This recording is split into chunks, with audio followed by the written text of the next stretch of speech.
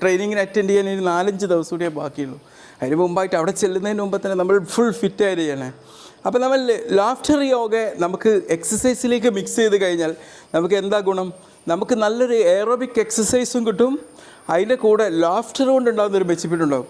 45 calorie ഊർജ്ജം കത്തിക്കാൻ നിങ്ങൾ ചിരിക്കുന്നത് കൊണ്ട് 15 മിനിറ്റ് ചിരിക്കാനേ സാധ്യമാവുമെന്നാണ് പറഞ്ഞു. 45 കലോറി, മനസ്സിലായില്ല? അപ്പോൾ അത്യാവശ്യം ഒരു എക്സസൈസ് കൊണ്ട് കത്തുന്ന ഊർജ്ജം നമുക്ക് ലാഫ്റ്റർ കൊണ്ടും കിട്ടും, നല്ല എയറോബിക് എക്സസൈസും ചെയ്യും. അപ്പോൾ ഞാൻ ഒരു ബോളിവുഡ് മൂവീൻ്റെ ഏതാണ്ട് കുറച്ച് പാട്ടുകൾ വെച്ചിട്ട്